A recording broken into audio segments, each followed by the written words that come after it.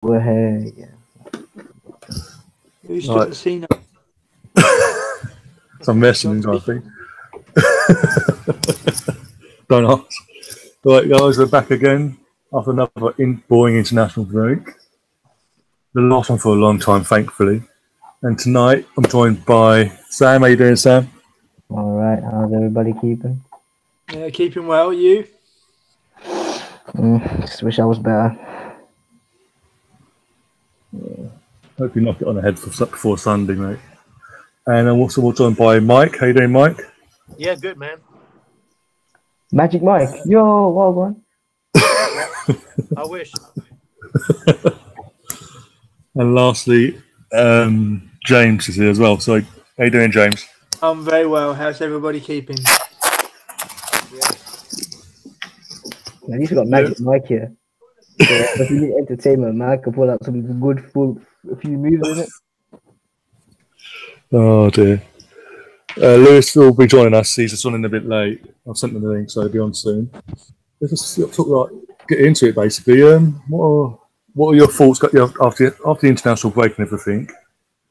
Your thoughts on yesterday's game, considering the run-up we had before the international break, all the draws we were getting against Lisbon, Wolves, and Liverpool. Was you sort of because of what Bournemouth is, and it is a difficult place to go and get a result, let alone a win. So yeah, so what were your general thoughts on the game itself and the performances of certain players? Anyone? Well, it was nice to get a win, as you said. You know, this series of draws against Sporting and Wolves, and some people showing a bit of discontent. With too many draws, perhaps, but. Fact remains we're 17 games unbeaten, and the game yesterday, if that was 6 months ago, we might well have lost that game or not even picked up a point. And now we're going away from home to difficult places and winning as well. I think we've won as many games away from home at this stage of the season as we did in the entirety of last season, so that shows progress. And for a manager to be starting his reign, having only just arrived at the start of the season and was appointed in May, to have at the start of his reign 17 games unbeaten, it's a real feather in the cap, and I still think the best is yet to come.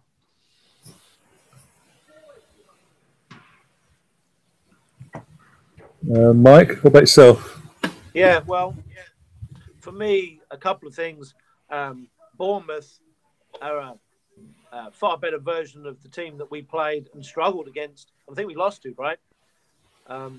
Last year. They looked defensively much more sound.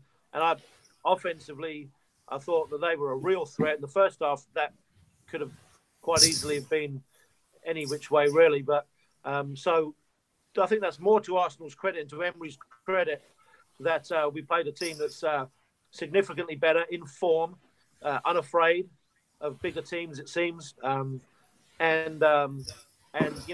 did our usual thing, played okay in the first half, but pulled it out in the second half.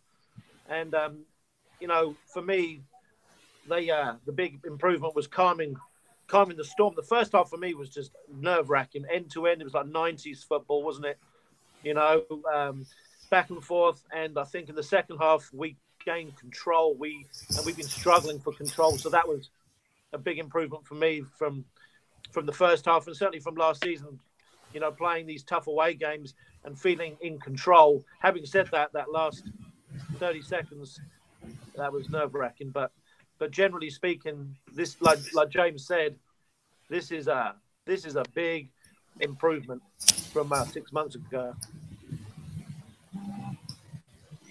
Yeah, as you said, hit on before, this time last season, what was that, back in February, March, we played them at their place, and we actually got dominated by them. This is, as you said, a far stronger Bournemouth than we had. January 2018, where Alexis Sanchez was on the bench.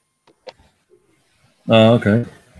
But in the squad to play. It was before he moved over to Man United and before we got Enric Mkhitaryan coming in.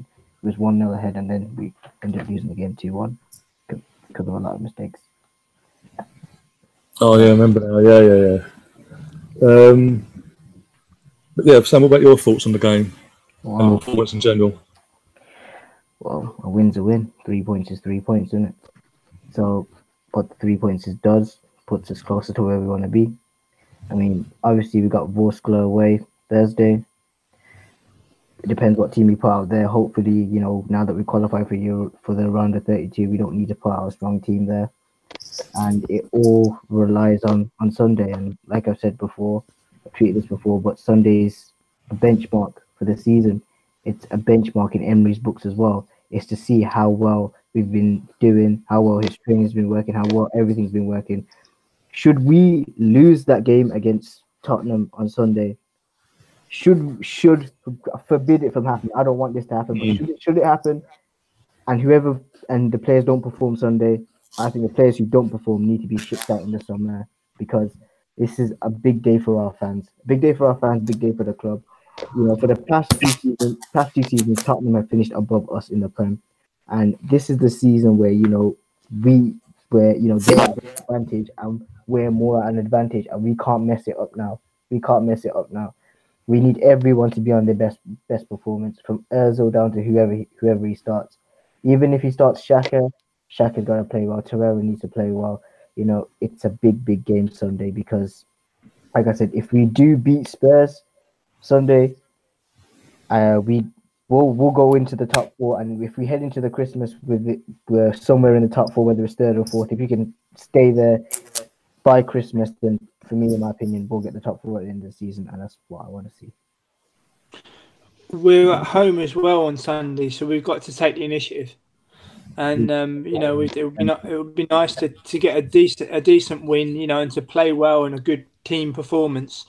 You also have to remember, a couple of days later we go away to Old Trafford, so it's a big week where from outsiders, you've got people proclaiming that Arsenal are quite weak in some cases in terms of getting results against the top six. You know, United away from home, for example, and the derby.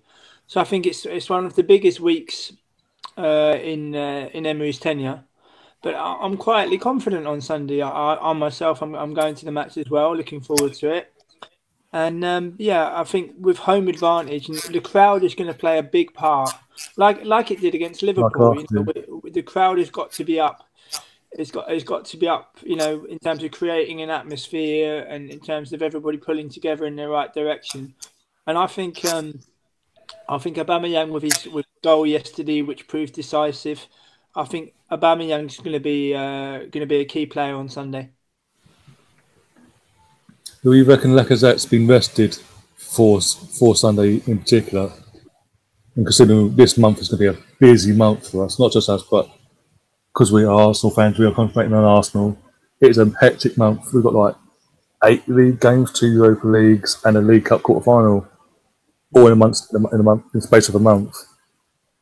Yeah, I think he was genuinely hurt or had some form of niggle, because that Bournemouth game wasn't easy, and Emery has this tendency to pick his best players, even in games where they're not even necessarily needed. And that was a big game against Bournemouth. So, and of course, he missed playing for the French, and he's been trying to get back in that squad for years, hasn't he? So, my assumption was, when they said he was injured, I don't normally believe a lot of this, but that he actually was injured. And so I think he is carrying something. So I'm not sure, you know, how I think Emery's also playing the tactical game with these other coaches. He's constantly changing formation and not revealing who's playing in the next game. So I don't think we'll find out, quite honestly, until an hour before kickoff. Yeah, on Sunday, about 1 o'clock in the afternoon, the lineups get announced. But I think Mike makes a good point, you know, for Emery to keep the opponents guessing, because that's something we haven't seen in recent years. It's always been a predictable lineup, always been a predictable tactics. And I think domestically, but also more importantly, in a European sense, with a manager which has won the tournament 3 times in a row, to have Arsenal now talking about keeping the opponents guessing in terms of lineup and tactics, I think it can only be a good thing going forward. Yeah, there's got a question in the chat from Alex from Cannon Follower. He was basically asking the question, Emery's apparently said he's been practicing using a back 3 in training over since he's been there. would you say that's the best formation going forward, or just keep on mixing it up a bit?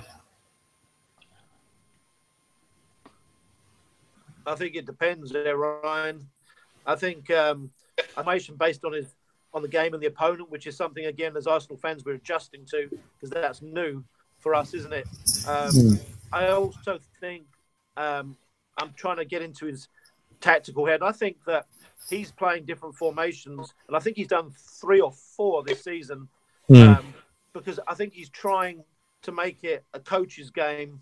I see the first half. The first half is slow every single game, and then the second half is strong every single game, and then he changes formations, he makes surprise lineups, and I think he's got a lot of confidence in himself, and I think he's trying to make someone like Pochettino think, am I going to play the 4-2-2-2 that he did against Fulham, or the 4-2-3-1, or 3-4-3, or whatever it was? And I think he's trying to make this a coach's game, because he thinks that maybe his team is decent, but he probably quietly believes in himself maybe a little more than he does even in his team and his ability to win the game tactically. So it's just so different, right? What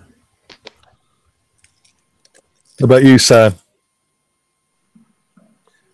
So the back three, I don't know if we should do it yet. Like I said, we should only change our tactics if we lose a game and it goes all AWOL in that game.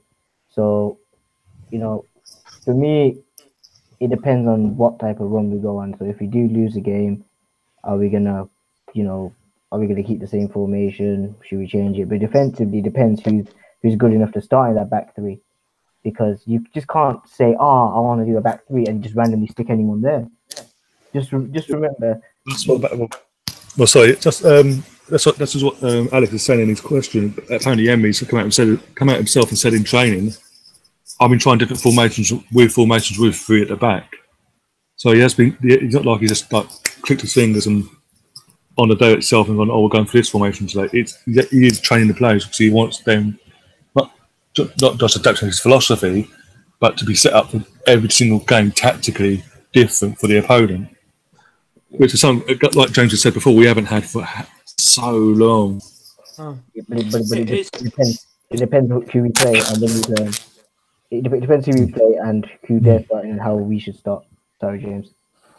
It's really refreshing as well. People say about a back three, and when you get, we're still very early into the season in some respects, coming into a busy Christmas period.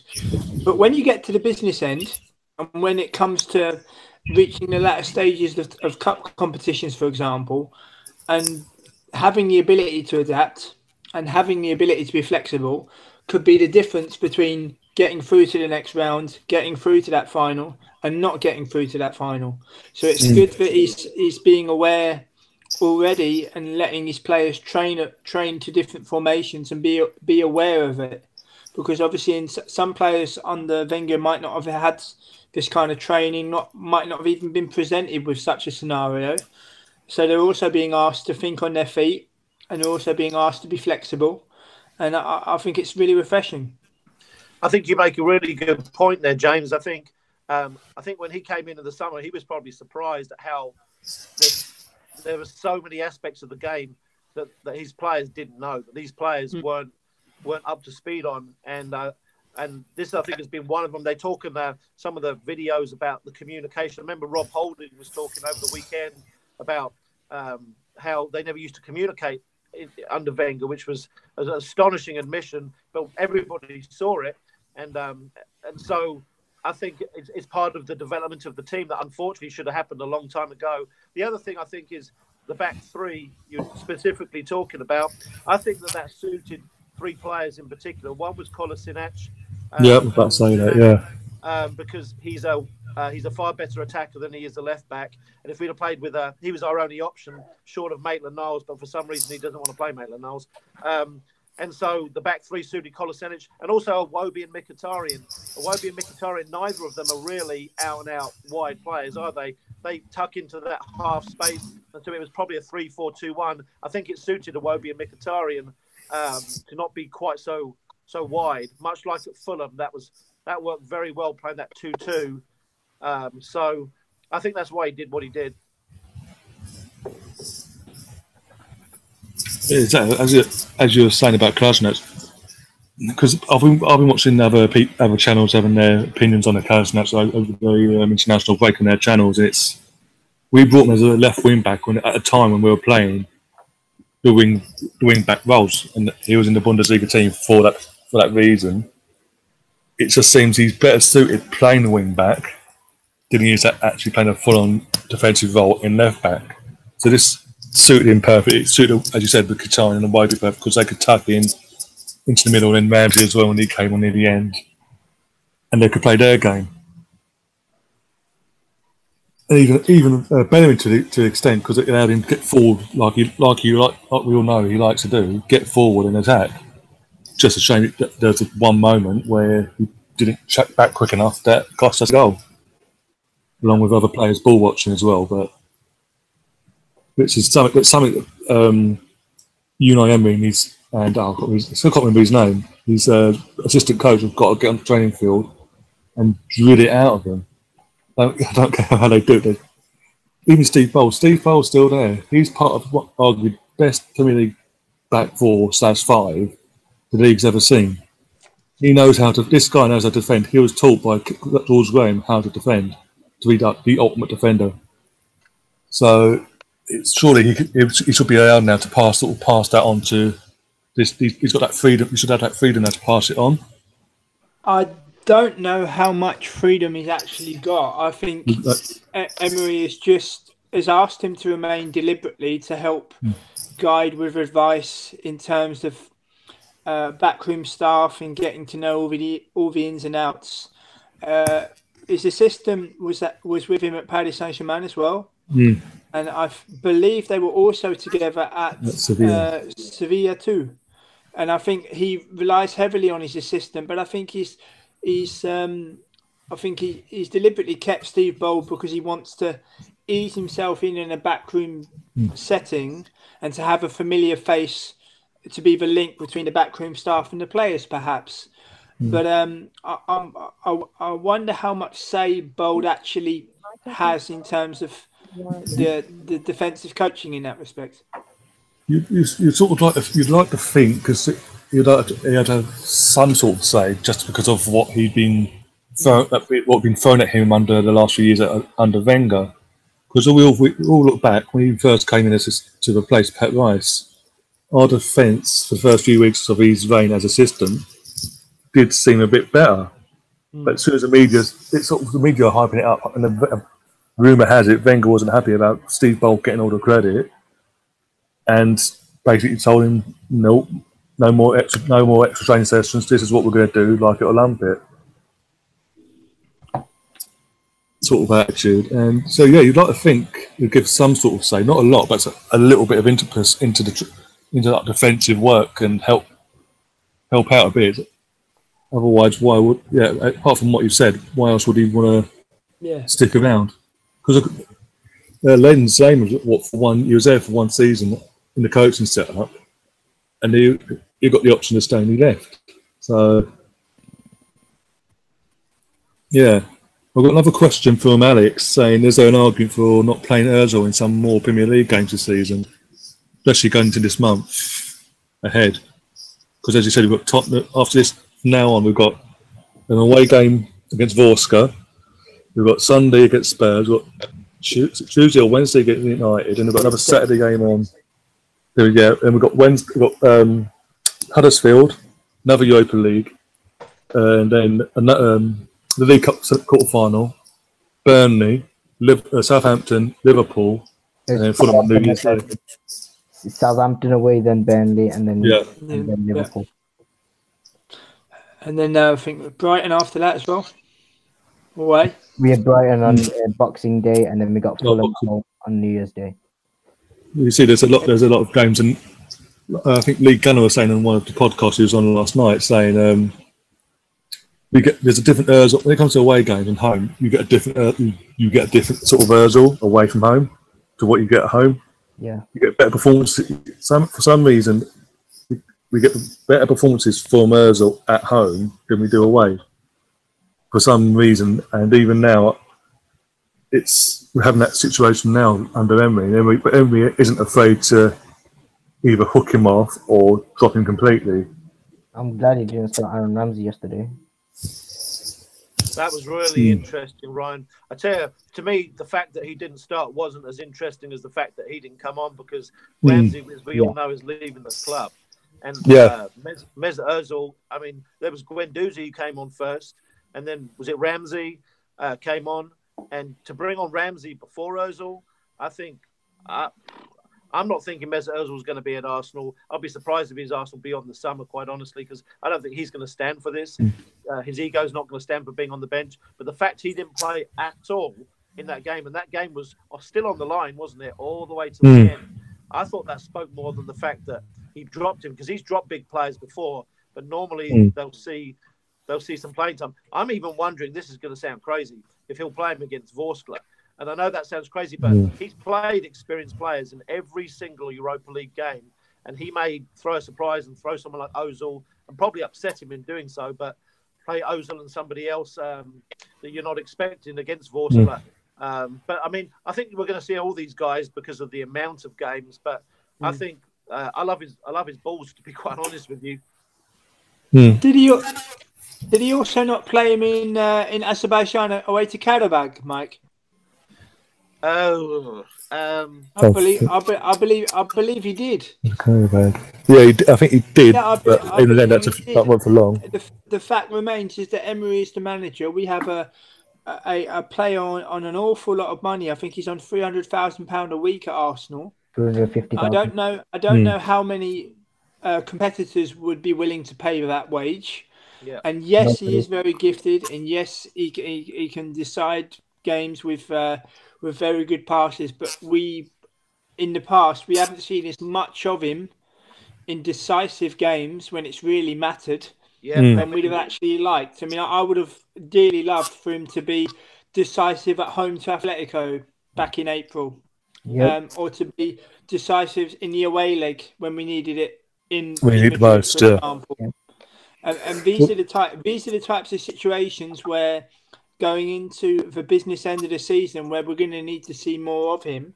And I think you make a valid point as well. It's just when a player is contracted by the amount of wage that they're on, you wonder who else is willing to pay that. And Arsenal have had their fingers burnt in the past with paying average. Well, so it's not average, but to give an example, playing some players far too much, and you can only hope that going forward that they assess not only the length of contracts they offer, but also the wages coupled with that. It reminds me, James, of the Theo Walcott situation. I know he's probably getting paid double what they gave Theo back in that January, but do you remember when Theo had Arsenal over a barrel?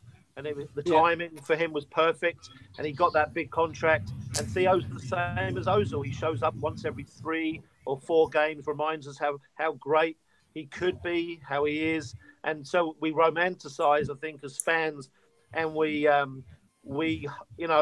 I don't really want Ozil to leave, but if I was Emery, I think I'd get rid of him in the summer, because 300 grand a week could go a long way with this club that's not getting Champions League football regularly, for a guy that's performing once every 3 or 4 games. And it hurts me, because I think the profile of the club sometimes slips if you get rid of one of your star names. And I think he's been at Arsenal also a little longer than maybe he should have, because I think the club needed to keep him for the sake of the image of the club, so that they could attract other players to come to the club.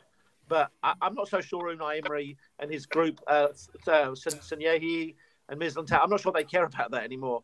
No. So I think he's going to be gone, because I don't think he does it regularly enough. Mike, do you remember the explanation when he signed his extension? When the explanation was he signed an extension because it would cost us more to replace him.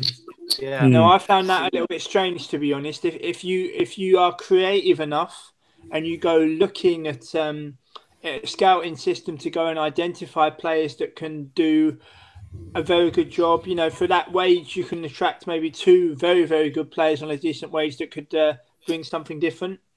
And you know, if you're creative enough and you look far and wide, you can fill the hole left or the void left by a very, very good player. It's not the be all and end all that a player specifically has to sign, because it will cost more to replace him. I didn't really buy that, to be honest. Yeah, I agree with that as well. And I tell you, I really think that some of these players' agents take advantage of the fact that a player like Lacazette and Aubameyang wanted to come to the club, so it's easier for them to come if the club can say, well, we've got Mesut Ozil.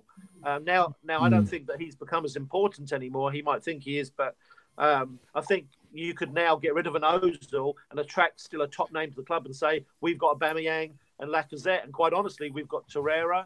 Guendouzi's going to be a heck of a player in years to come, but there'll be other players that we can point fingers at and say, you know, these are elite players. So I don't think that Ozil's got that to hang his hat on anymore either. Just going to be in Lewis. How you doing, Lewis?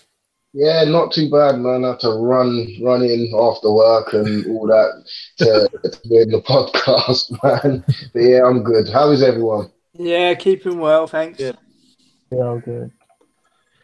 So, Lewis, just quick on touch on your thoughts on yesterday's game. What did you think in general? We had to weather a storm for the first 20. It took us 20 minutes to wake up, I thought. Bournemouth come out the traps hard, fast. You know, they pinned us in for a really, really long time. And after the sort of 20, 25 minute mark, Arsenal suddenly woke up, got onto the ball and started playing, you know, their football and started to dominate the game. The goal came at a really good time for us as we was on top of the game. And unfortunately, the Bournemouth player, you know, he's trying to do his job and ends up putting a rocket past his own goalkeeper. So, you know, we're 1-0 up. And then, you know, you got a minute to go until half time.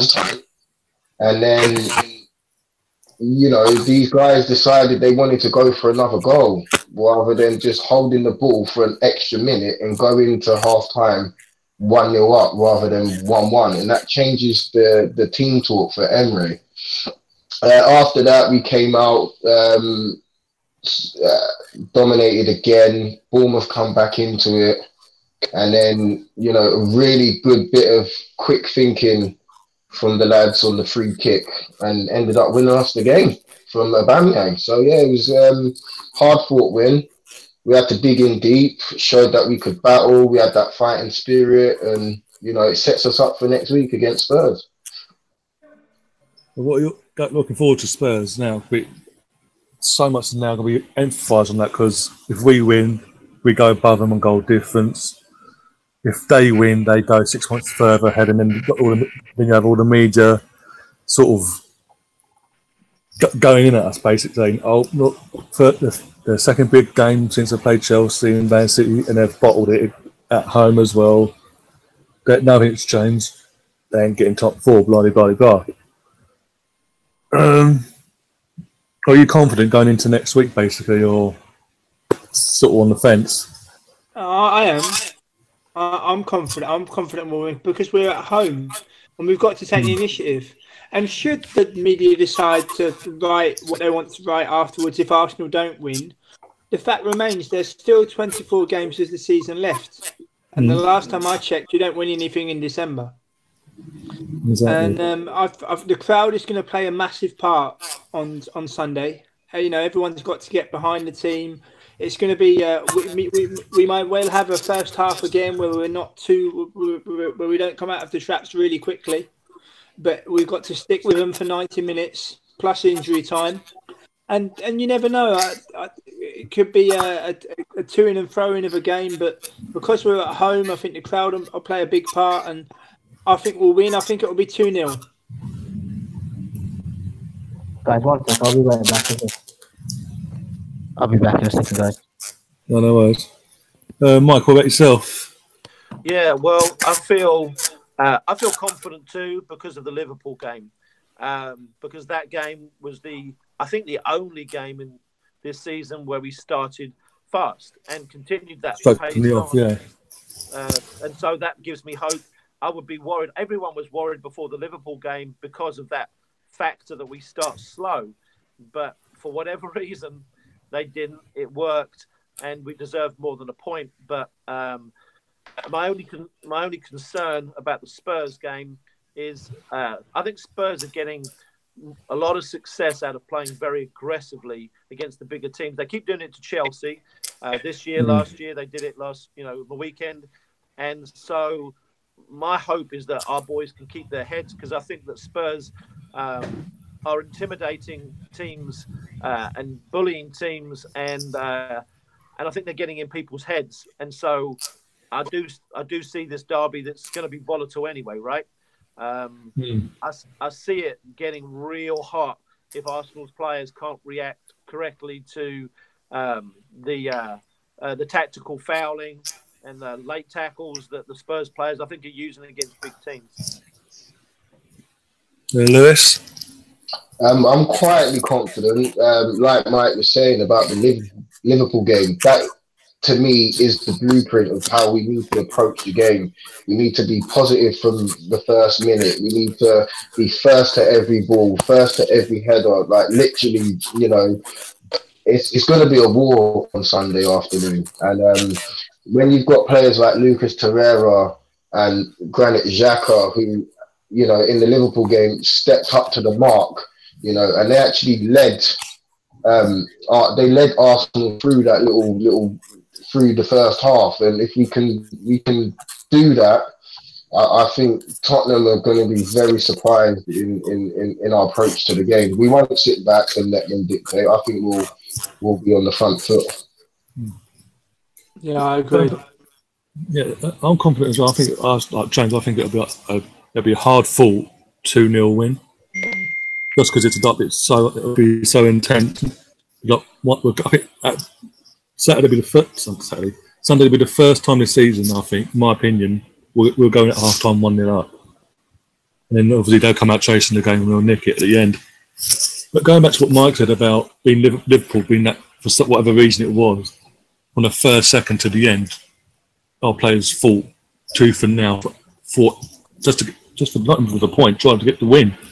So for Emery himself, it must be frustrating for him, even though we're on this unbeaten run, and the two previous games before that,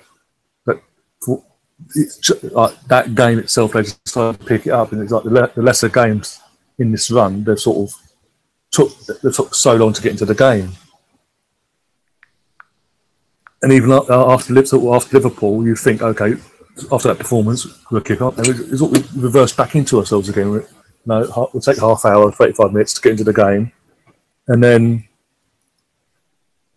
we end up like, for example, with the Wolves game, 1-0 down at half time. It could have been 4 or 5 if it weren't for Leno. Yeah, we end up just scraping a 1-1 draw. The Wolves game was also off the back of a Europa League match against Sporting Lisbon, which I think took a lot out of us. I was at the Sporting Lisbon match, and they had their ways of, Mike says, with the niggling fouls and the breaks in play and the referee allowing things to flow. And I think we might have periods of that on Sunday, and it's how we react to that and stay cool and remain patient. And we'll have a period in the first half where people think, oh, it's the same. But Emery put that squad through their paces in the summer and asked an awful lot of them. And some of those players that were having to give double sessions and really give their all, many of them were in a comfort zone in previous seasons where not much was asked of them. So now they're in maybe they're feeling they're feeling the effects of training hard, and I don't think it's going to stay a pattern of continuously not doing well in the first half and kicking on in the second. I think Arsenal will sooner or later get that out of their system. But you've got to remember, this is a new man in charge that's asking different things. As Mike says earlier on in the podcast, that some players might not have understood what's being asked of them. As strange as that might sound, but in this case, a new manager is coming with new ideas, with experience at Valencia and Paris Saint-Germain and Sevilla, and it's taking time. But we can be pleased with how things are going. But I think Lewis makes a great point. You know, Sunday is going to be a war. It's the biggest game of the season. It's very, very important. And I think if we all come together and fight tooth and nail for 90 minutes, I'm confident we'll win. I don't know if anyone saw Unai Emery had an interview with Charlie Nicholas on Sky Sports this weekend, and he's in an interview he's saying every week we get together for half an hour.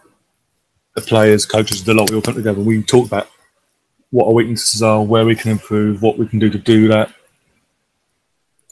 And this is all new ideas that players are buying into slowly but surely, but we're getting the effect of it. I'll keep every podcast I do, I'll refer back to Man United when they replaced Ferguson with Moyes. And I have to compare the two because both clubs had a period over 2 decades, nearly 30, and Man United's case nearly 3 decades of Sir Alex Ferguson, and then when they replaced him, they made the wrong choice. And because of that, for the years that we've been calling for Wenger to leave, and when he did eventually leave, we've always had from the media and other fans and all that, oh, be careful what you saw, look what happened to Man United. We needed to look at what Man United. I believe we looked at what they did and we thought, no, we're not going to make that mistake. We've gone out purposely and interviewed not just Emery, other managers as well that were experienced, that had won things and weren't going to be a pushover because they knew themselves they can't risk keep falling out the Champions League every year. And the fans themselves want us to have a team that competes. We don't believe we should be. We know we have no God-given right to win titles or win cups. We just want to be good enough to compete at the highest level, domestically and in Europe. Guys, I got some news. Yes. I'll go on. I'm going to be going to the Carabao Cup tied in North London in a few weeks. I'm just excited. I just bought my tickets now. Nice one. Oh, I'll see you there then. Literally, I like the whole reason I ran downstairs was because I had to ask my parents' permission, even though I'm not 20. Yeah, because there's a reason behind it because you need to watch the back. Yeah. Tottenham fans.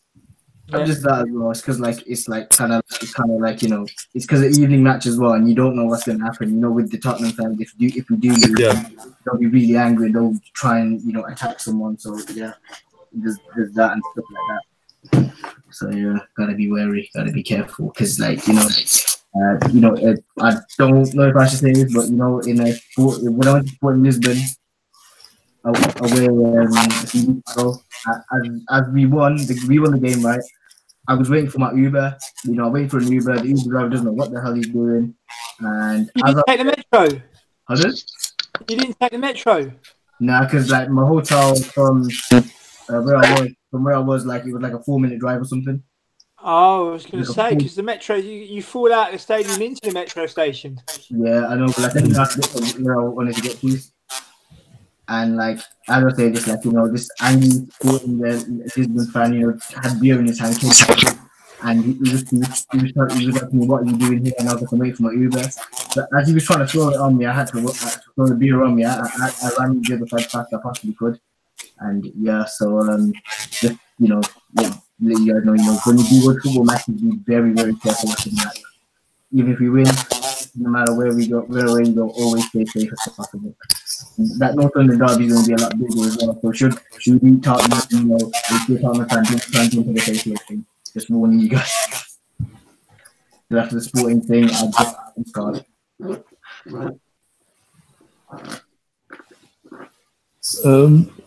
I've got a couple of questions in the chat from Mr. DJ Fury. His first question is basically, do we need to sell Mustafi? Because he's very unreliable when it comes to sliding in, making sliding tackles. Like pretty much like they're going out of fashion.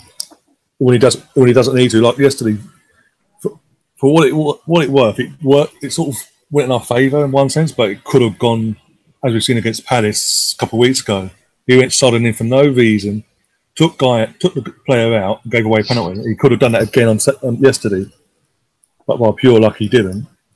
And it's just a constant thing. Even the free kick in that last 30 seconds, that last kick of the game, his game management, it's like he panics. As soon as he's like rabbit in headlights, he's fuck, and dives in to hell with consequences, basically. Another inch. If he mistimed that by a second, that could be another penalty given away. Yeah, I feel I would sell him. I don't know that you can break up centre-back pairings in January mid-season, because I think that's no. I'm saying I think he means like end of the season, like get him off the wage book and get someone else who's more reliable. Yeah, I would definitely do that, because he's been given many chances. And I was talking actually with James last week on Twitter about Matthijs de Ligt of Ajax, and it's a long shot for Arsenal. I think de Ligt and De Jong, if not in January, will go in the summer. And I think it's a long shot for Arsenal, because both players are going to be wanted by bigger clubs than Arsenal, unfortunately. But I do wonder, because I know de Ligt is a very smart guy, hence why he's the captain of Ajax at the age of 18 and 19. 19. Yeah. So I wonder if he's smart enough to realise if he goes to Bayern Munich or Juventus or Real Barcelona, that he's going to sit on the bench, and he's got another 15 years ahead of him. So to me, Arsenal should throw their hat in the ring for arguably the most promising centre-back in the world, and see if he wants to do it as a stepping stone to a bigger club. And we get him for maybe 3, 4, 5 years before he finishes his career at a bigger club. So that's who I'd get rid of Mustafi and go for him. Look, also he would have the option. He'd have the attraction of coming in and being a part of this new refreshing project that Emery's building, and being part of, and if it's successful, being part of that. And what player going to any club would want that? To say I joined. I'm 9. I joined when I was 19. Part of this project. It's been a success, and I'll be part of that success going forward. As someone who's watched de Ligt since he first come on the scene here, when you watch him live, the best thing about him is his composure, and that he will say to his defenders exactly what's going on. And if that defender is 5 or 6, 7 years older than him, he doesn't care. He will still physically go to him and say, right, what are we going to do here? We've got to arrange certain things. And when he addresses the media, like when he was on international duty last week, you wouldn't think that it's a boy of 19 speaking. You would think some of the things he's saying is an experienced player of 30 would say. De Ligt and De Jong are not only two extremely talented players, but also two very intelligent young men. The Dutch media are going overboard with the links between Ajax and Barcelona, as if they're trying to push it through. There's absolutely no way that neither of them are leaving in January. I can promise you that now. Maybe in the summer, depending on who comes in. But I actually think in the case of both players, I think they are going to surprise us with the choices they make. And Arsenal do have a chance of signing, in this case, Matthijs de Ligt. We are not completely... it's not impossible.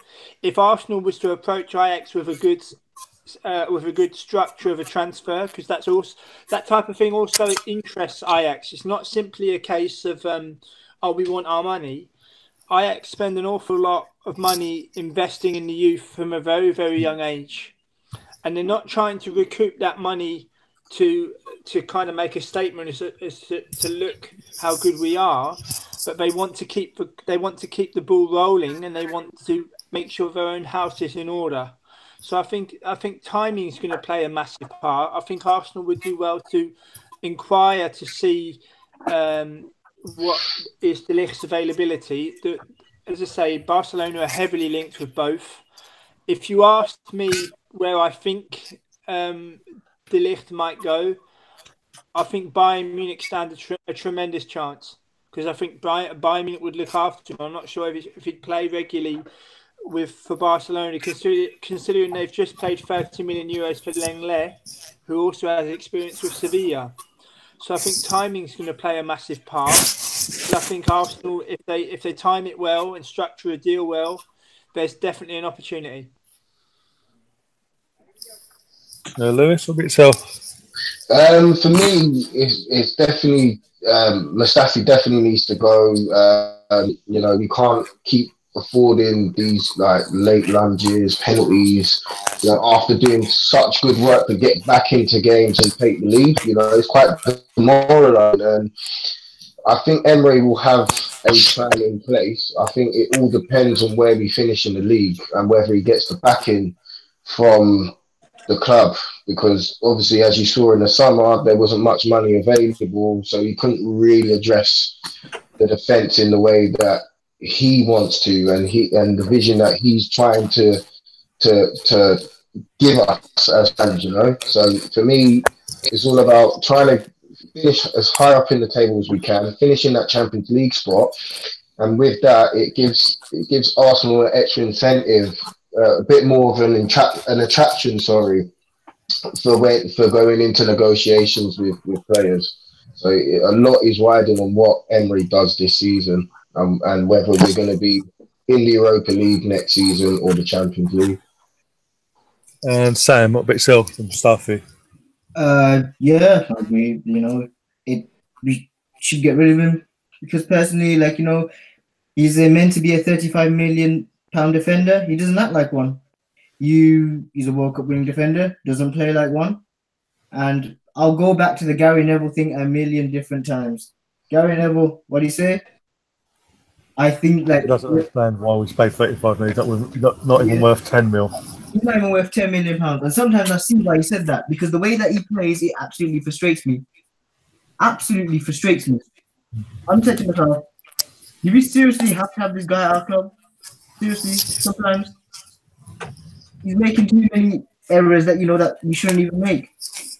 It frustrates me sometimes. And like you said, like yesterday, I had my heart in my mouth for the last 30 seconds. I'm like praying the ball goes to Rosie or something. Mustafi, why did you do this? Mustafi, oh my day. And what happened? The ball luckily went over the bar. So yeah.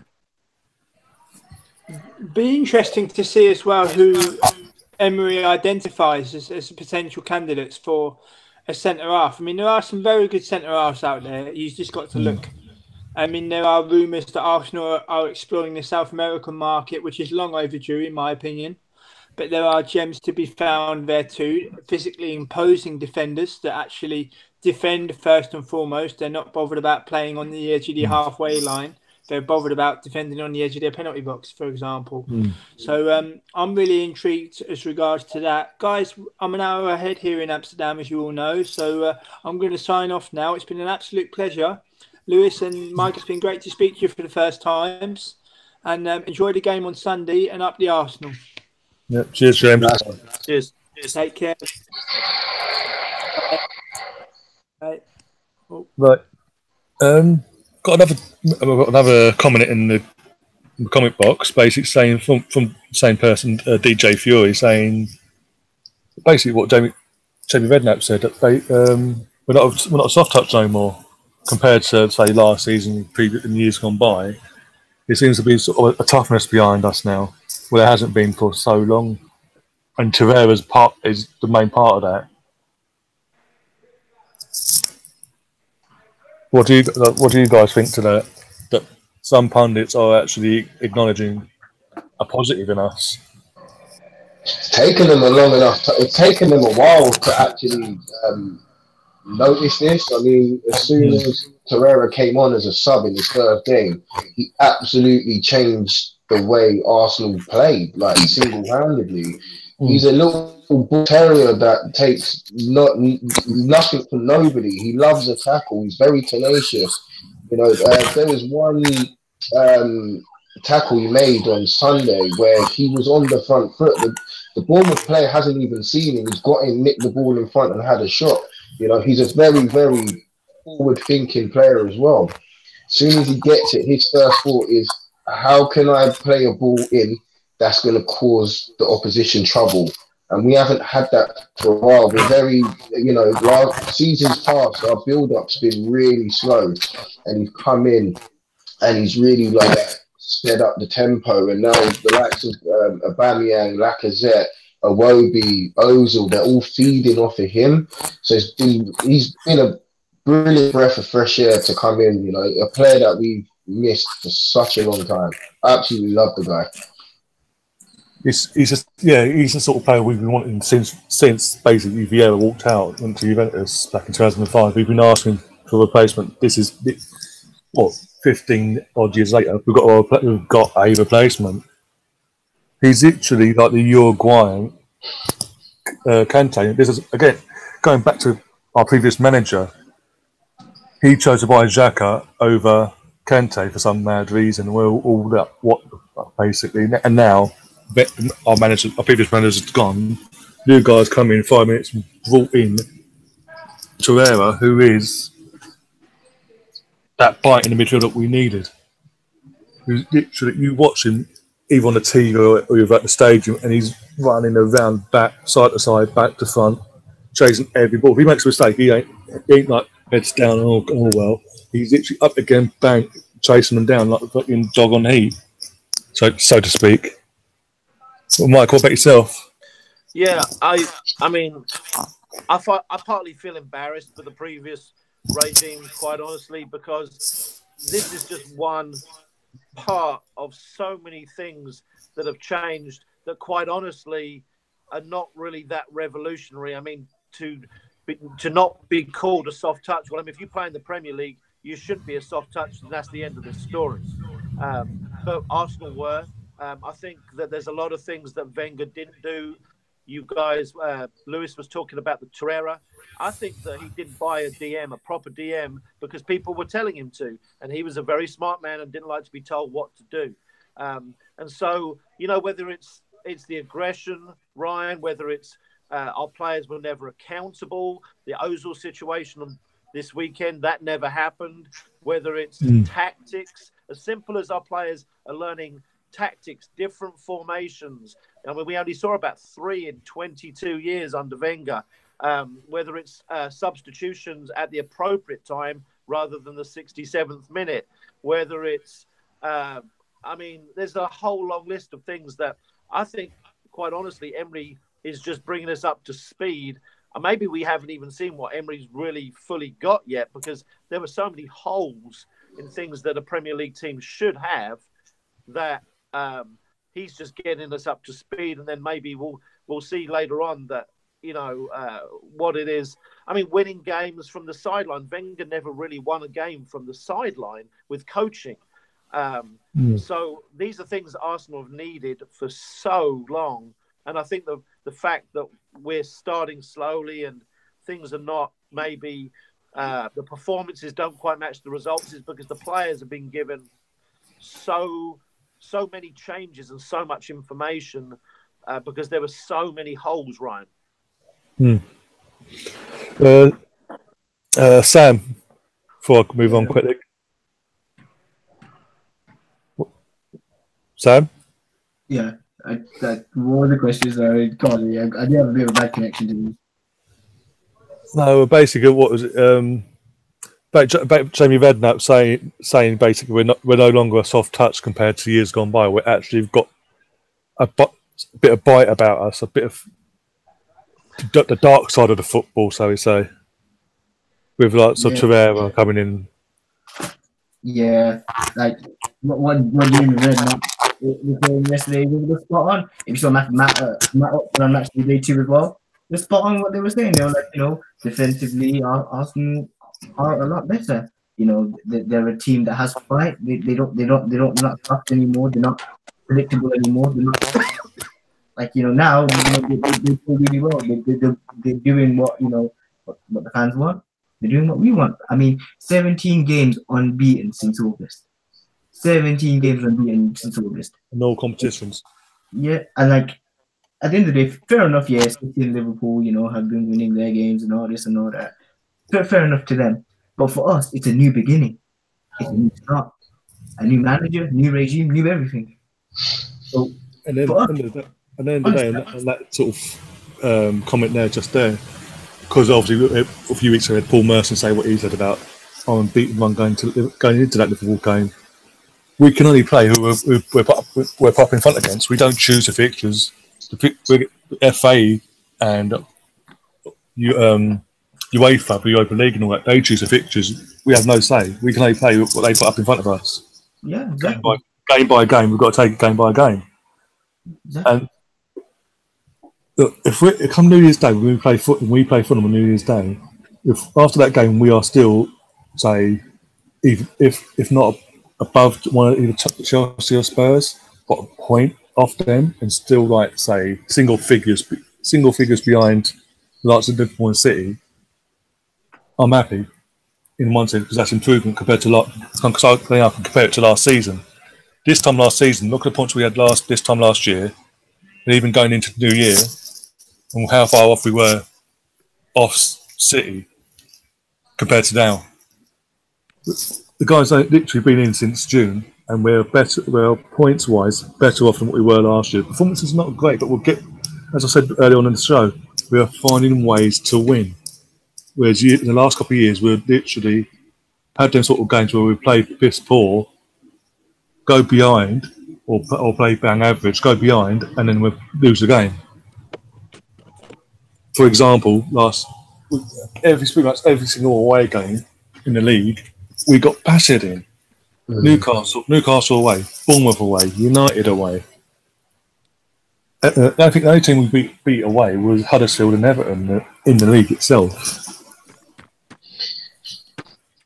Yeah, I mean, I think Emery's come in and he's changed the mentality of the players, and he's getting it instilled into them to say, listen guys, it doesn't matter if we go a goal down, we've still got the rest of the game to go, never give up. And you're seeing that more and more in the games now. You're seeing like we go a goal down, that everybody's picking each other up and saying, do you know what, let's keep going lads. And the fans are seeing this, and they're feeding off of it, and they're feeding off of us. So the more we encourage them, the more Emre's encourage them, we're seeing these results. We're seeing like the games where we don't necessarily play absolutely brilliantly well like we did against Fulham, but at this stage of the season, it's all about getting points on the board. We don't want to be falling too far behind everyone. So I think we are so much better than last year, and we are steadily improving, and we're almost kind of slipping underneath the radar. If we beat either Tottenham or United, I think they'll start talking about us a little bit more than what they have done. Yeah, I was going to say, I think in the next two games, obviously United, Spurs and United, if we get at least a minimum of 4 points in them 2 games, then, as you said, people will stand up, the media will stand up and go, oh, okay, they're serious, they ain't messing about this year, they are going where they want to be, in the sense of competing to get back into that top 4 and try and win a trophy in amongst that. But we've got to take it game by game. But with a manager like Emery, he'll have them fired up for every game. He'll have them prepared for every game, every opponent. With Man United away, I don't have any fear there, sort of. Considering we don't have a great record at Old Trafford. I do reckon we'll go there and we'll win comfortably. Personally, that's what I think. But yeah, then this is what these managers come in and not just done to the players, but done to the fans, giving us belief. I'm going to games now at the Emirates, and I'm enjoying going there. And even when if we go behind, for example, I'm like, okay, that's okay, we'll come back. Whereas the last 2-3 years, I haven't had that feeling for God knows how long. It's almost like seeing a kid at Christmas, isn't it? Like you're going down there, and we played 2 of the toughest teams at the beginning of the season. Yeah, and you kind of have this thing in the back of your mind. You're like, oh, is it going to be like another season like last year where we're in games but we're not quite doing enough to get the wins? And then who did we play? We played West Ham at home. Third game, yes. West Ham. Same sort of story again. You know, we're overloading going forward, and you know they happen to get a goal. Gets to half time, and I think then the guys weren't too sure on what Emery wanted out of them. So obviously half time comes in. It was like, listen, lads, like what you need to do this X, Y, A, B, C, D. You do this, we'll win the game. And eventually it's all starting to slowly come together. It's really nice to see. I'm actually excited to watch our games no matter what now. Exactly. Even that Liverpool game, I've gone into it, even though it's Liverpool and everyone's raving about Liverpool, this, that, and the other. I thought we'd get something. I didn't expect us to. I was disappointed that we didn't win that game in the end of it, because out of the two teams, we were the better team, in my opinion. Literally from the first second, we could have been at 1-0 within 30 seconds, but it's just really the confidence you speak to other Arsenal, most of the Arsenal fans, and it's they're buying into it now. It's like at first they weren't, because of United, and we hadn't managed, apart from PSG, with all due respect, because they have their money. Because of other clubs he's managed beforehand, they weren't too sure, this, that, and the other. But even there's like, okay, we were quick to judge, but you know what?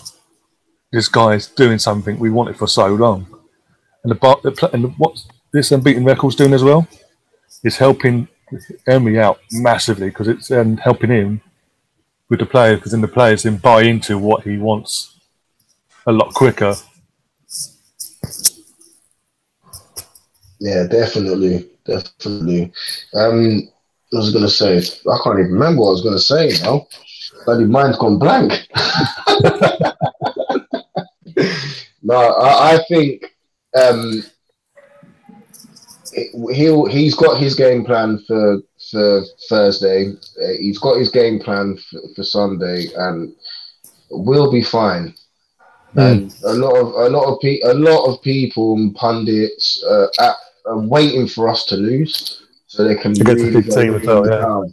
Like they're literally waiting there with the pen in their hand, ready to write, "Oh, Arsenal this, Arsenal that. They were poor, you know." And they haven't had that opportunity really to actually say that. If Man City went on the run that we've done, playing exactly the same teams as us, they'd be talking about, how fantastic they are. You know, they're playing all this beautiful football. Yeah, they did do it last year. And look at they've got Pep Guardiola, you know, the world's best manager by far. And we've got Unai Emery, who's come in with practically no budget. He's still got a squad that's not even inherited from the previous coach, and he's already already getting the best out of them than what Wenger ever did in the last 4 or 5 years. So for him to have not been recognised yet is quite disappointing, in my opinion, because he's done a fantastic job so far. There was a lot of people who were very doubtful of him at the beginning, and as soon as he was appointed, I had this feeling, you know, look what he did at Seville. He managed to win the Europa League 3 years in a row. Like, that's unheard of. Unheard of. He went to PSG running domestic titles, but you know, a team like PSG, they're always going to win their league and stuff like that. So you always knew he had a bit of pedigree to him.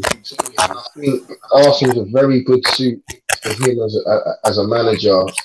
You know, the club is structured. It just suits him. We just need a bit more modern to come in and just lift us and bring us into modern football.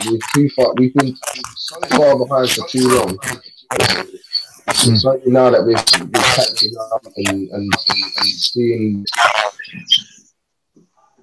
Do you just quickly touch on something because obviously we all with this time last year, Lex was at Arsenal. He was on the verge of leaving, and we all know he went. And obviously we've got Mkhitaryan in return. Do you think now, looking back, Lexus will be looking back, regretting leaving when he did and not staying on? Do you think he basically, if he knew that Wenger was going to step down, do you think he would have stayed, or do you think his head was it? He got too big for himself and went off thinking he'd win it elsewhere, win the league and compete elsewhere? I think he was poorly advised, Ryan. I think he was poorly advised by his agent. He was greedy. I think he shunned City, didn't he? So, and he went to United because they offered more money. And I would like to. I mean, I don't understand what's the difference between being rich and being extremely rich. I mean, to me, I would have decided to go be rich and play for City because I know I've got a far better setup and coach and team. And forego an extra 50 grand a week or whatever and get some trophies, and either way you're going to be exactly wealthy. So I think he made a big mistake, and I'm not sure if he regrets leaving Arsenal. I do wonder if he regrets not going to City. Okay, but yourself, Lewis? I agree with Mike. He had the opportunity to see out the season with us and go to Man City on a free. In this day and age, agents have way too much power when it comes to player sales. They're always trying to push the sum up so that their fee is a bigger fee. Yeah. You've got I think the reason why he didn't go to Man City is because he was there when at Barcelona with Pep, and maybe there might have been a little bit ill feeling from back then. And and at the time Sanchez was coming off the bench doing really well, like almost playing his way into the starting 11. But when you've got players like Neymar, Messi there already, it was always going to be hard for him to cement a starting 11 play. So he had to move in order to show everybody that he is the business. He can do it.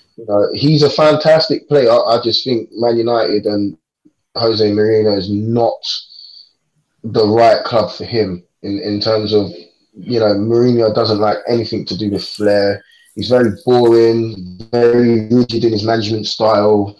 If he went City, he would have won the title and he would have been happy. But I think as well, a little piece of him does regret leaving Arsenal when he did, underneath the terms that he did. Because he was loved by us. And for him to go to a rival in almost like a Van Persie-esque type situation, It bad blood, bad taste in the mouth for both parties. And just keeping on that subject of the last season still with Mkhitaryan, are we sort of, as a fan base, sort of getting ahead of ourselves and writing him off too quickly, or is it just cut our losses now come January or in the summer and fill out the wage bill there and get someone else who's going to fit Unai's style, so to speak? I think if Henrik Mkhitaryan was on 80 grand a week, he'd be a good squad player. And I think come the summer, he would stay at Arsenal and be a squad player. I think I'm guessing we're going to go find a winger, whether that's Reece Nelson or we're going to purchase somebody. And Mkhitaryan will probably be the guy that falls by the wayside. Again, I would be okay with him being a squad player, but I don't think the club is going to feel that way. I feel if he's on, they report 175 grand a week. My goodness, we can honestly buy, this lad Nicolas Pepe. I'm sure when he comes in, if he comes in, you can offer him something like 80 grand a week, which is probably tripling his wages. And so you could get two players like that. Is my point, Ryan? For what Mkhitaryan's producing, which is. Mkhitaryan is just inconsistent from game to game and from minute to minute in the game. It's all very inconsistent.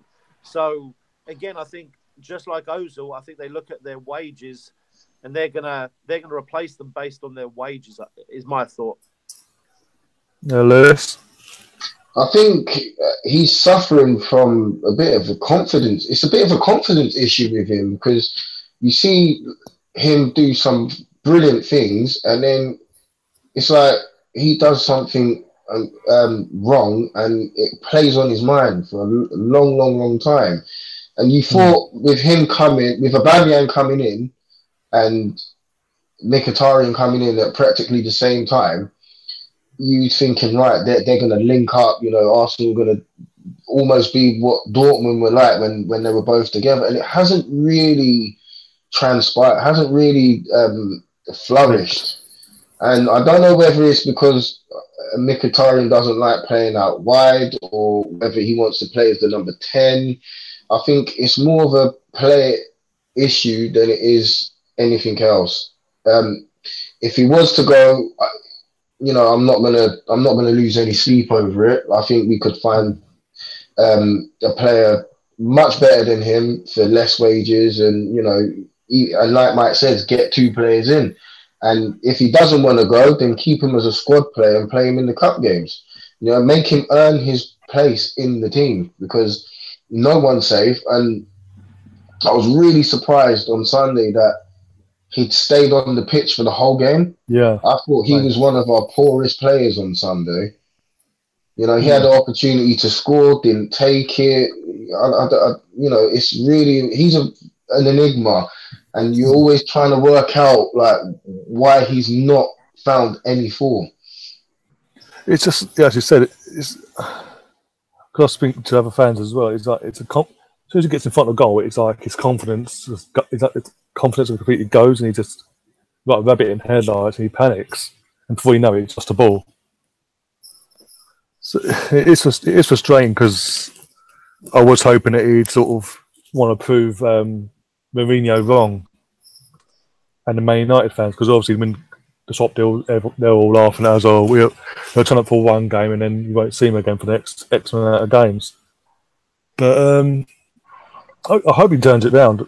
But yeah, as you said, a squad player, because I don't obviously we've got the likes of for the rest of this season at least. Mesut or Ramsey already got them as their first choice number 10 roles.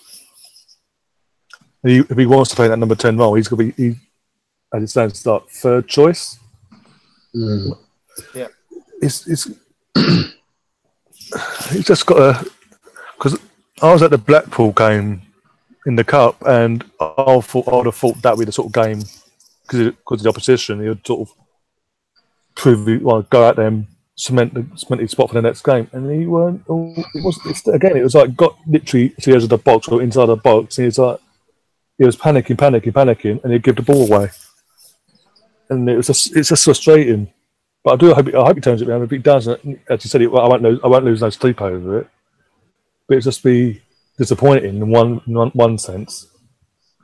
But it's just hope with this new structure that the club have set up with Raul and the guy from the scout we got from Dortmund, that they're already out there being proactive and getting replacements for Mustafi, or Mkhitaryan, wingers, for players in positions that we need.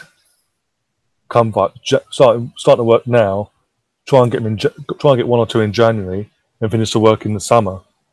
Depending on what Unai says to it, then in the end of the season, as in, these players These are the players I want to keep. These are players I haven't worked out. You can now ship them off, put at that wage bill that way, and this is who I want. Like looking back in the early 90s and early noughties before David Dean was here. David Dean would go to Wenger every season and say, "Give me a list. Who do you want? X, Y." And Wenger would go, "This is what I want. X, Y, and Z." David Dean would go, "Okay, no problem. You concentrate. Have a few weeks off. Come back. You concentrate on the players you've got at the moment for training. I will go out myself and get the deals done." I think there's another thing that sort of part of Wenger's downfall was when David Dean left, Wenger took on that responsibility along with others, and it sort of the power got to his head, sort of. And once when you got fans then saying we need, for example, a replacement for Vieira, and for whatever reason, it briefly, for a brief period, at one point worked out with Coquelin. He's like he dug his heels in, like, no, this is working out. So it's, whereas now it's back to that sort of old regime of you're the coach, we're the back room, we'll go out, we'll go and get who you want. Ryan, can I ask you a question about Mkhitaryan? Yeah, go on. Yeah, I've noticed that he has started to play. I don't know if it's a DM or a central midfielder for his national team, Armenia, and so that's interesting to me because sometimes I think that he's not positioned correctly at Arsenal. Maybe at Dortmund he used to be a very good attacking midfielder or a winger. I just sometimes when I watch him, he's so inconsistent. So I wonder if he's out of position. So here's my thought. I feel the same way about Iwobi. I wonder if Arsenal, if and when they get rid of Ozil, if they'll go to a 4-3-3 to include, first of all, to include Guendouzi and the Torreira-Xhaka thing. Also, to use Mkhitaryan and Iwobi as options in a 4-3-3 because both of those players drive very well from deep positions, don't they? I think that's actually their best quality. Both, and they did it, both of them, to their credit, they did it on Sunday. Their final product was not great, but both of them get the ball and drive through the lines from deep. So to me, I would be interested in keeping Mkhitaryan and Iwobi, playing a 4-3-3, having them as options and buying proper wingers, having Nelson on one side perhaps, and buying, I'm a big fan of Jadon Sancho, but nobody else in Europe really is using that number 10, and I think Mesut Ozil. That's another reason I don't think Mesut Ozil will be around, and I think we may shift it around like that, you know. Yeah, that'll be interesting. That's going to be interesting if he does go, because obviously with our new kit deal as well. Because I believe it was Gazidis. Actually, one of his last things he's done was set up the new kit deal with Adidas. And part of me sort of thinking now maybe that was done purposely to keep Ozil at the club, for marketing. Because obviously Mesut Ozil and Adidas, they have their own partnership brand and all that, and bringing them into the club, up their shirt sales and all that. But as you said, with Mkhitaryan, maybe we're looking into yesterday's formation and team selection completely different to what we should be, and then that he is sort of preparing, trying to figure out a team that suits them. It's not building a team around Ozil. And not just picking a formation for has that number 10 role. But only time will tell. And hopefully, if that's the case, hopefully the likes of Mkhitaryan can take confidence from that and say, well, if you're having faith in me to do this, and then that builds your confidence and you grow and grow. Because look at Iwobi. I've said it quite a few times on this channel. Iwobi last season, we as a fan, we all, I'm assuming, we're on the same page of what happened to Iwobi, because he was nothing like when he first broke onto the scene at Arsenal. And then in this season, he's come along and he's like a whole new player. And he's confident on the ball. He's happy. He himself is buying into this new regime. And the manager himself has put his arm around him, gave him a new contract as well in the summer, and said, "I have faith in you. Go out and do this, And then Iwobi, to his credit, is doing it. He's up to his game this season. I think as well, he had a bit of a disappointing World Cup, as well. And we all know that Iwobi's a very, very quality player. He's a really good player. And last season, I don't think Wenger coached him very well.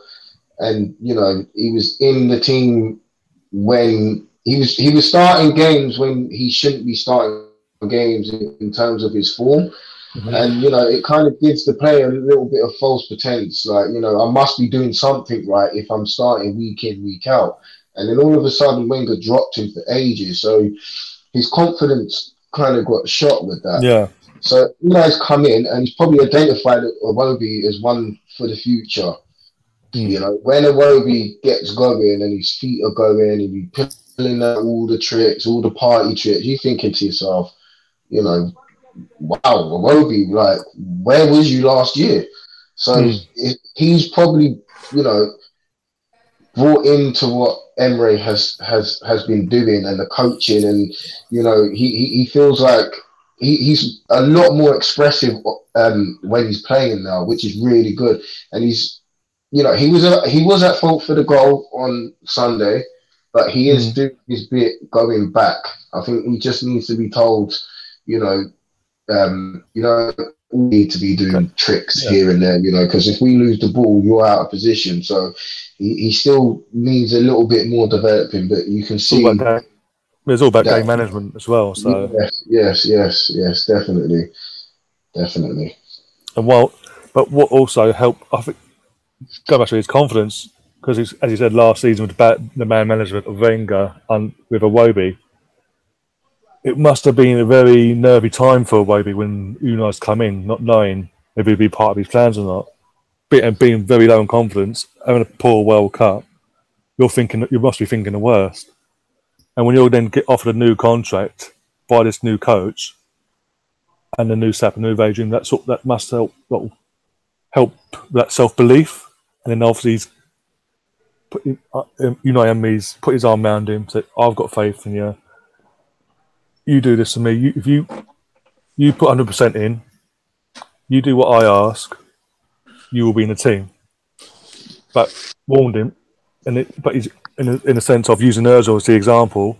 If you don't perform, if you don't buy into my ways, I won't have any queries of dropping you or subbing you off if you're having a bad game.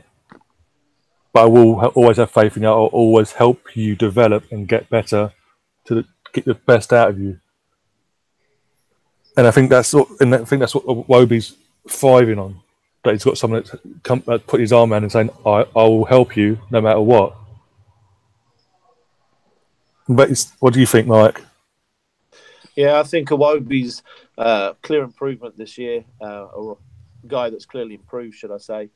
I think he's just going to get better and better. And I think as and when Arsenal bring in another winger, I think that should step up his game even more, because he doesn't really have direct competition. His improvement's just been off the back of the new regime. He's the only guy at the club who's truly a dribbler. So I think you'll see when we bring in another dribbler, that Iwobi's game will go to another level, because he'll have to. If Reece Nelson was at the club now, I feel like they'd almost be sharing minutes. So that's my hope for Iwobi, because I think there's clearly a player in there. He just needs to get consistency in his end product. His first touch and his line-breaking dribbling is some of the best in the Premier League. He's got a wonderful feel for the ball, but you know, when he gets in wide positions or in front of goal, I don't know how you feel, but to me, it could go any which way. Yeah, it really could. That's all part of the development. I think that's what Emery's sort of trying to instill into him. Like, take it, don't rush things, don't panic. I'll help you, but if you don't, then there's a sort of if it doesn't work out, then Unai's got no queries of saying that. Well, there's a door basically, and that's where he's sort of coming out. He's come out of himself this year compared to last year, and he's, as you said, he's dribbling his first touch. Everything apart from the end product, 9 times out of 10, is spot on. But as you said, that final third, that final end through on goal, we've still got that improvement to have. Yeah, that will come. But it's still yeah, exactly. It's still early in the season. Not even halfway through the season yet. There's going to be times when he's going to be rested as well, because we've got a busy month this month. We've got then January. We've got the FA Cup brought into the equation, and then assuming we're still in the FA Cup in February, you've got then, and we're still in the League Cup come February. You've then got the League Cup final, FA Cup 5th round, and then Europa League coming back into play. So there's going to be times where he's going to have to be used sparingly for over the next few months. The only thing is, we don't have another. Well, the The only other option is to play Aubameyang out wide left, and Yeah. he doesn't always look comfortable out there. Well, But when you play Aubameyang through the middle, I don't feel that we play to his strengths. Like we could, you know, he's a striker that plays on the last defender's shoulder. Yeah. So he's not looking to do what Lacazette does and hold up the ball and bring others into play and then try and get in. He wants to be direct. And you know, there's moments in the Bournemouth game where he's making that run in behind, but the ball just wasn't quite good enough. And if we, like the likes of Ozil, Torreira, I know Torreira was actually trying to get him in. If the rest of the lads start looking at this and think, hold on a minute, this is a different way of playing. We don't always have to do this slow build up. He is actually a really good outlet. We can stretch teams a lot more. Yeah. Like, you know, you don't have to play long ball, but you know, if you stretch them, that gives our defense a bit more. It relieves the pressure on our defense, and we can get up the pitch and we can win a little bit more. Because what will happen is the opposition's defense is thinking, right, we have to keep turning and running towards our own goal. We don't want to do that, so they're going to drop another 10 yards to accommodate Aubameyang's pace. So then that brings in our midfielders, but we're still not quite clicking in the way that I thought we would have done at this stage of the season. Yeah, just briefly on the winger situation as well. Would we, with Reece Nelson, because as it stands, he's touch wood, he's doing pretty well in Bundesliga. Would we go back in January, bring him back early, or leave him out there to the rest of the season and bring him back in the summer?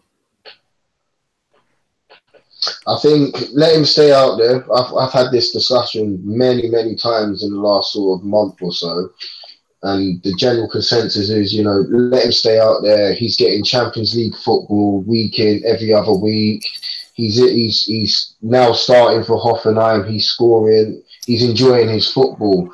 I think let him, you know, have that time out there to develop even more as a player, and then come in at the start of pre-season with Unai and the rest of the lads, and then really show Unai how much he's developed as a player, and, you know, get Unai thinking, oh, hold on a minute, like, do I go out and buy another forward player, or can I actually start using Reece Nelson a bit more? You know, I think we should keep him out there. I really do. He's done a fantastic job out there. Mike, what about yourself? Well, I think it depends. I'm like Lewis. I would keep him at Hoffenheim because it's going well, and I would leave him there unless we're going to bring him to Arsenal and play him.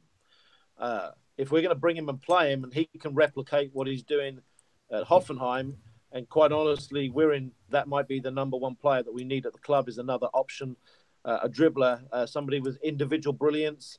You know, many games this season, I think, have been crying out for that.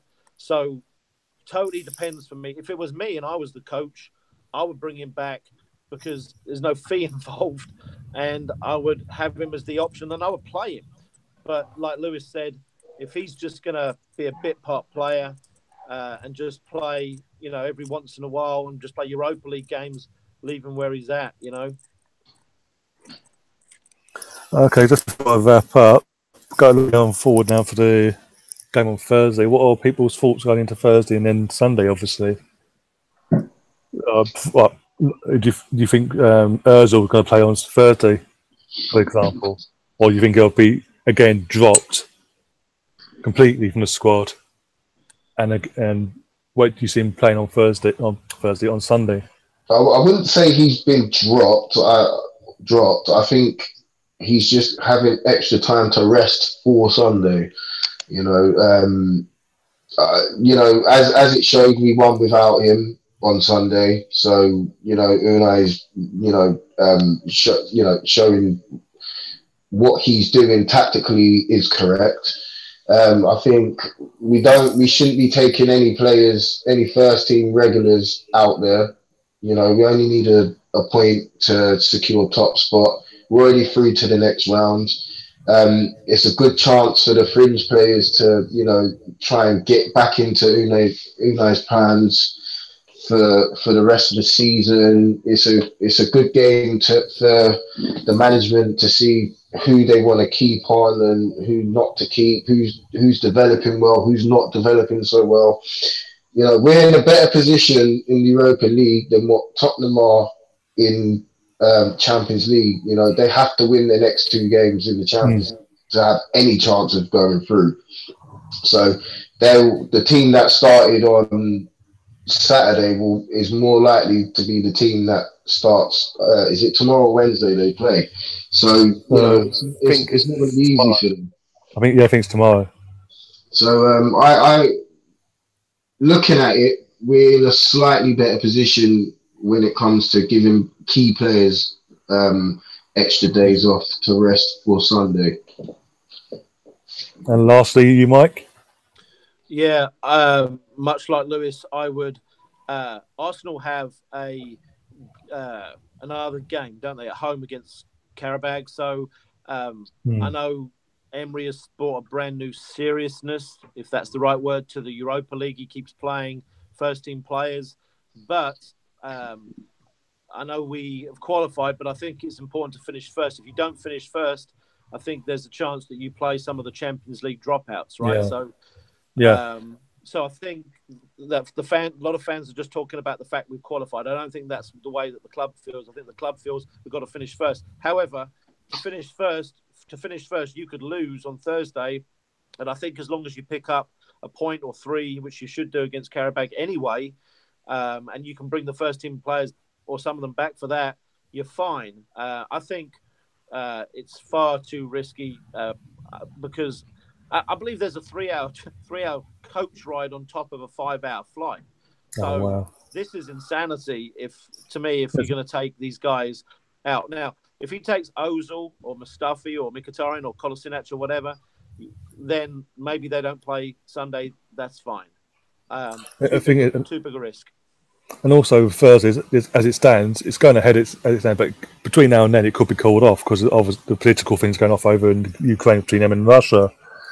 So that could be also, be interesting for us. And as you said about Tottenham, they've got to go hell for leather I think it's tomorrow against Inter Milan. They've got to go for it. That again, as Lewis has touched on, play into our hands long term. It comes Sunday because where we, as you said, we can rest them, our players. They can't. Our players will be more fresher. So come the last 35 minutes on the second half, our players will be more energised and still going fitness wise compared to their players who would have played a whole 90 minutes Tuesday night and then a whole 90 minutes on a Sunday afternoon. Yeah. And that's another thing Emery's since he's come in has worked on is our fitness levels and getting players actually fit. Because if you look at, for example, Kolasinac, he's still big, but he was really big before, whereas now he's like leaned up. And Mustafi, these players have even Petr Cech in pre-season, and literally against Bournemouth, he was like the t-shirt was nearly ripped. Mr. Muscle Man, he was. I couldn't believe how much. That was like 14 days of under Unai Emery. Then the thing is, Unai's kept it going, and players are happy. The thing is, that's another thing I keep saying. Players are actually happy on what you see, either video footage or pictures. The players are actually happy at training. None of them are downbeat, up, like miserable. We're here again. They're actually happy to be there, and that also helps buy into this new regime and moving on and moving forward.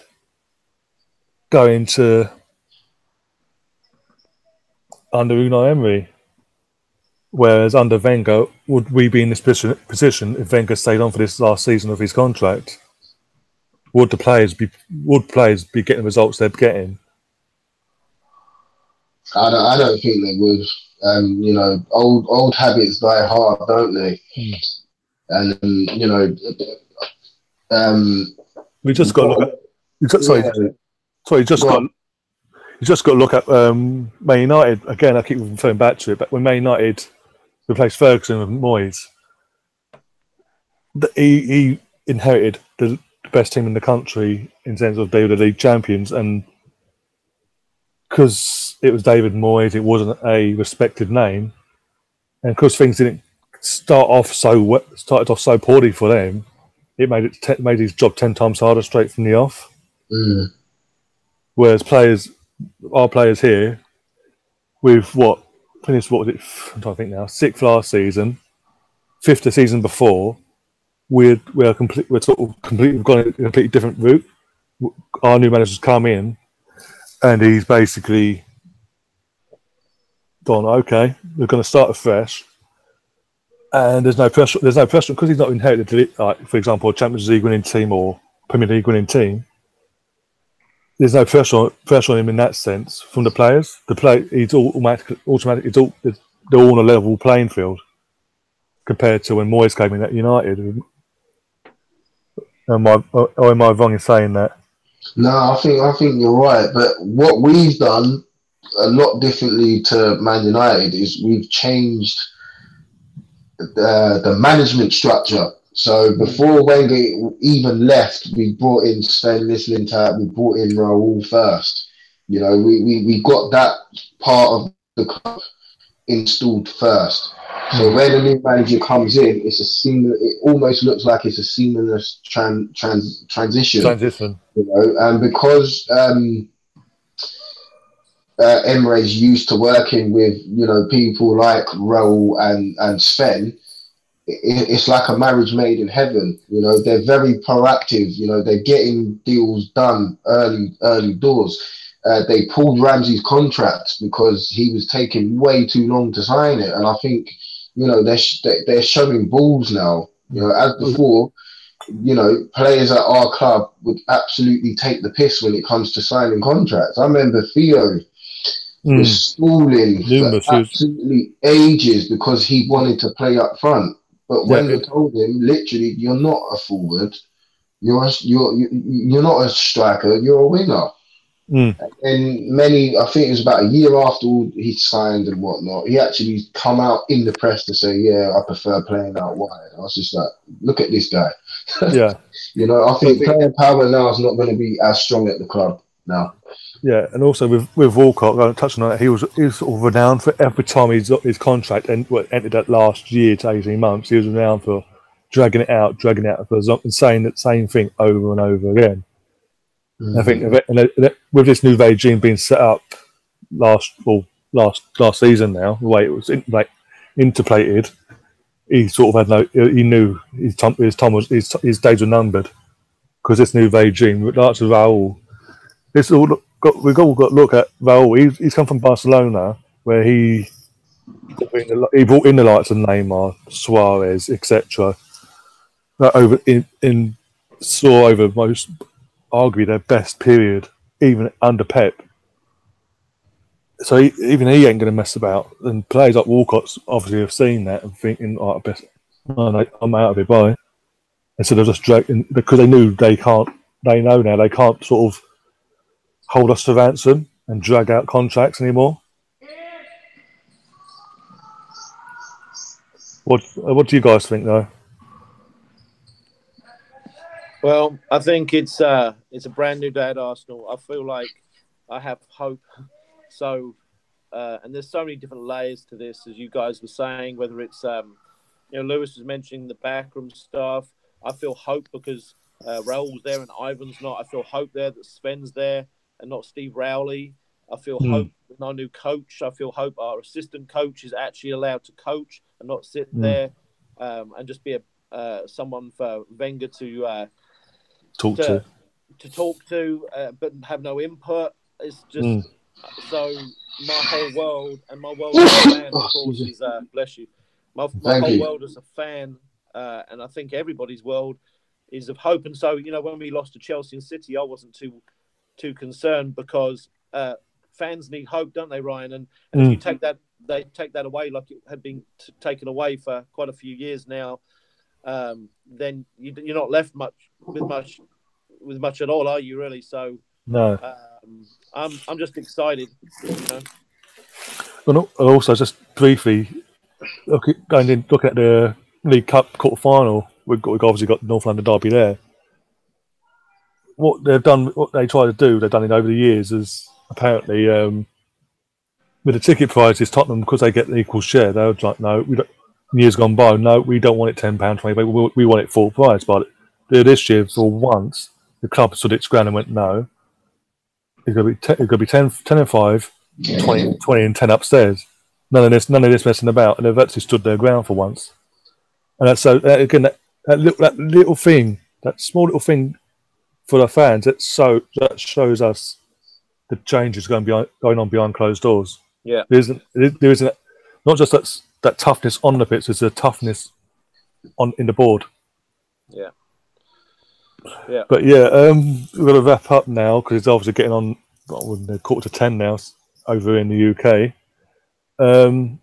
Just last thoughts, looking into the North London derby. What are your predictions, score-wise? And I think it's going to be 2-2. And I think it's going to be very similar to the Liverpool game. I think Arsenal will put in a fantastic performance, but I think, here's a wild prediction, I think that the result will be swayed by a sending off. I don't know which way it'll go, but okay. I'm going 2-2. And I'm going to have to sign off now, Lewis, Ryan. Yeah, cheers. Cheers, mate. Thanks so much, guys. And what about yourself, Lewis? I was saying earlier in the office that it's going to be a feisty encounter. There's definitely going to be a red card, maybe 2. I think it's going to be a draw. I think it's going to be a 1-1, and it's going to be very, very, very similar. Very similar to the Liverpool game. If we can get into players' heads like Dele Alli and start winding them up and, making the game scrappy, because we can do the scrappy game quite well now. Yeah, we couldn't. I see us taking the point at home on Sunday. Sorry. And just touch on this because you both said about being red, there might be red cards. Who do you reckon will be the red cards for though on either side? We got to choose. So we say. Who's their young centre half? What's his name? Eldevire, Vertonghen, or Sanchez. No. The kid. What a kid! The one that gave away the 2 penalties against Wolves. That's the one. I think he'll be the one to get sent off for Tottenham. I was going to say, I think in that game, if he starts at centre back penalty, he's the weak link because even the Wolves game itself, not only did he give away them 2 penalties, he could have given away another penalty in the first half. And then obviously he got lucky with a goal that was disallowed and all that. And then since then, every game he's either given away a penalty or should have given away a penalty and got away with it. So I think because of his age and all that, he's the sort of that weak link you've got to target straight from the off. Definitely. Get under his skin, he'll make a mistake, and then you never know. Well, I've got a feeling who you're going to say, but there's 3 players that spring to mind. It'll either be Lucas Torreira because he loves a tackle, and he's going to want to be the first one to really put one in. Yeah. Xhaka might get 2 yellows and then a red, and Mustafi. Those 3 are probably the ones that are most likely to get a red card. So I might even go put a cheeky little bet on. Because I was actually going to say, I bet you're going to say Mustafi. Yeah. Especially if he chooses this game again to go start in the battle over the pitch, the likes of Harry Kane and Dele Alli are going to use that to their advantage. Yeah, we can't give them, especially those 2. Even Songs, Songs, are one that likes to dive. But then they've also got Aurier, who we was linked to before he actually went to Spurs. PSG and all that. Yeah, he's one that plays on the edge as well, and he can be quite clumsy at times. So you know, all around the Well, pitch, that's- you know, I think both teams have their worries, but then also both teams going forward are quite happy. So I think we're going to cancel each other out just for that sheer will and determination, because it's the North London derby. Yeah. And it's the first meeting between Pochettino and Unai Emery in the league. So you know, neither team are going to want to lose. And I just remembered as well that Serge Aurier played under Unai in Unai's first season, so Unai will know how to poke at him and get under his skin. So, you know, hopefully he does know that. Get that into his players after Thursday. Get that into his players. Like, this is what his weak links are. This is how you get under his skin. This is how you poke the bear. This is how you erupt. And you never know. Again, yeah. So yeah, there could be like quite a few red cards by the looks of it. And hopefully we get a strong referee. That's not, you know, I don't want a weak referee that's just biased. Like, odds on being Mike Dean. Is it? If it's Mike Dean, then I'm not even going to bother watching the game, because don't get me started on him. I think he makes the game about himself. Yeah. You know, the same with Michael Oliver. You know, because they've been in the paper and they're very high profile referees now. You know, it's like, oh, look at me, I'm center of attention. It's like, well, no, you need to officiate the game as neutral from a neutral point of view. I think, I think we're going to be a dubious decision. Yeah, there always is. Yeah, I think referee wise, we find out on Wednesday or Thursday. If the latest Friday, I think but if they get hold of it ASAP, that'd be great. As long as it's not, as long as it's not one of them two, I don't care. And I'm not thinking it's going to be Mike Dean or Michael Oliver. Oh. I've not even heard from Michael Oliver recently. It was referee last year for the North London derby at Argath. I think it might have been Mike. I think it actually might have been Mike Dean. But then again, at the time, because of his reputation for Tottenham, he sort of had to hold it down, so we say. Yeah. I've seen the videos and it's quite, you know, it's quite embarrassing for a referee doing what he's doing while officiating the scumbag. So hopefully we get a referee that doesn't have no affiliation to either club and can just referee the game, you know, and hopefully, you know, because the game now is so much faster. I'm not expecting the referee to get every single decision right. Oh, no, of course not. I would like for him to get at least 8 out of 10 right, or 8 out of whatever right, you know, 80% right in the game. And, you know, you can actually say, all right, the result wasn't swayed because he made this decision and he made that decision. Or the linesman as well, you know. We got away with one on Sunday. Yeah, with the goal in the 8th minute, So, you know, we could have gone away from that game with a point. But we didn't, luckily, and we'll be fine. We'll be fine. We won't be like Chelsea. Put it that way. Oh no. Well, thanks for coming on anyway. No worries. And I hope to try to get you on again soon. Yeah. No worries, man. Yeah. So no worries. And basically, for anyone that's going to watch this over, I'm going to be back now. Next Monday, probably might make it because of how many guests I've got on next Monday a bit earlier, about 7 o'clock. But I'll be putting that on my Twitter. I'm going to put everyone's Twitters and social medias in the description below. Lewis, do you want to tell everyone where they can find you as well? They can find me on Twitter. Oh my god, I've made this Twitter account so long ago that I actually don't know it, know it off by heart. But it's there we go. It's Lulu. Yeah. 41986 on Twitter, and on Instagram it's Louis Graham, Louie Graham 04, and then like you'll find me on there, and you know I try to interact with as many people as I can. But you see with Twitter, it's still to this day I still don't get the gist of it. But the more I'm using it, the more I'm sort of, you know, getting used to it. So I'll get there in the end. Well, we're putting everyone's descriptions in all their social medias in the description below in about half hour or so. So again, thanks for coming on. And until next Thanks week. for the invite. I was quite shocked. Is that a good thing? No, it was. I was like, you know, I was just there the other day, and you messaged. I was like, oh, all right, then I'll give it a go. You know, quite.